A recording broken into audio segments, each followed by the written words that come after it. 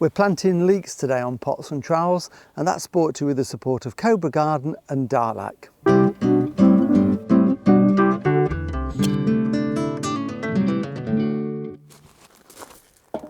Hello and welcome to Pots and Trowels. Well, I'm in the veg plot today because I'm going to be planting out the leek seedlings, and leeks are one of our favourite winter vegetables.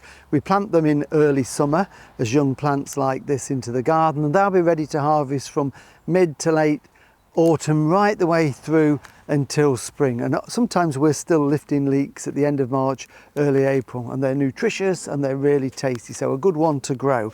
I prefer to grow mine in plug trays like this. I find that you get nice strong seedlings, and these were sown back in March in the cold greenhouse, but the great advantage is you get really strong seedlings like that with a good root system, which means they're going to establish so quickly in the garden and grow away. And it means that you can also have things growing in the garden beforehand. You don't take up that room by sowing them directly. So they're going to go in the garden. What I've done is I've sprinkled just a little bit of general fertiliser. Now you can use bloodfish and bone, grow more, poultry pellets, and I've also incorporated some organic matter. So if you've got some garden compost, that's quite good, because these are quite greedy feeders and they need a rich soil that retains the moisture through the summer.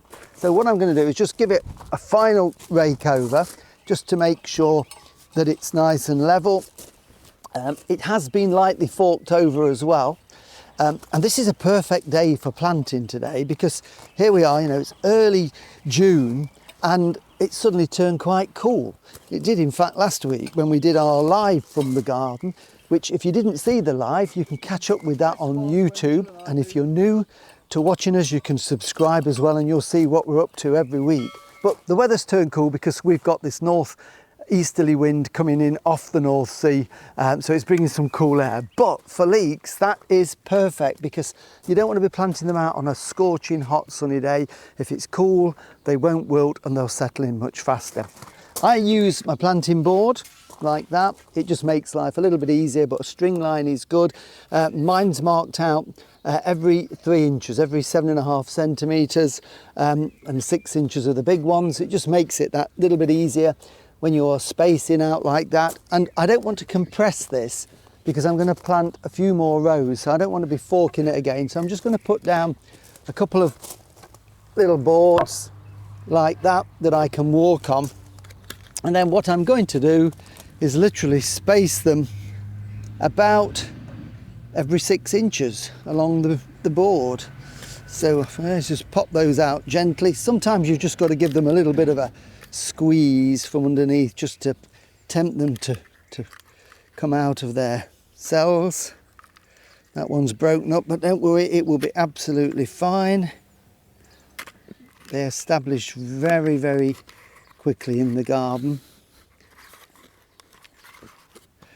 So we should get hopefully a couple more. One there and a final one just there. And then what we're going to do is we've got to put them in the garden. Now, the idea of a leek is we want a nice long white shaft, so we plant them quite deep. And you could do it with a trowel, but the traditional way is to put them in with a dibber.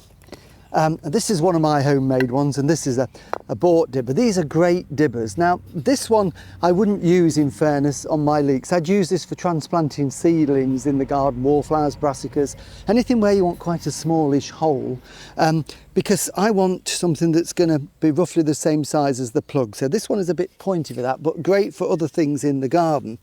So I've got this one here, which is a blunter one, and it's thicker.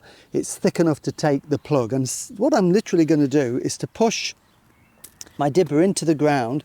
I haven't got a mark, but I want to push it in at least 4 to 5 inches. So what's that?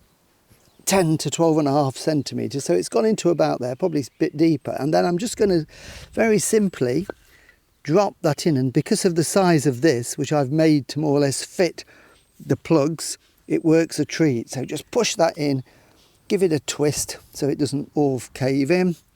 This soil is moist as well, so if it is dry, give it a water first, a bit of a push in, and it is as simple as that. So I'm just going to dibber these in along the row. It doesn't matter that we're burying that much of the stem. That's what will turn white because of the lack of light and we get that lovely blanched stem.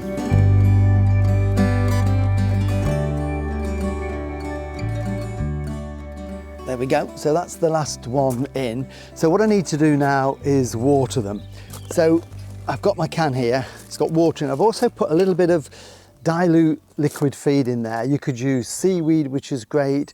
This is a plant-based one, but any liquid feed you've got, just half strength, just to water them in. It just settles the roots, but it also just gives them that little bit of a boost straight away to encourage the roots. And what I'm going to do is very simply is just fill that hole up with water. So that will wash the soil around those roots, settle them in, and they will grow. And the holes will eventually fill in with soil. That's not a problem, but it just means that the base of the stem will be nice and white when we lift them. So what I'm going to do is finish watering these, and then I'm going to plant a second row. The second row is going to be about here, so I'm going to space them 30 centimetres, a foot apart in the row. So while I'm doing that, Jill can have a quick wander around the garden.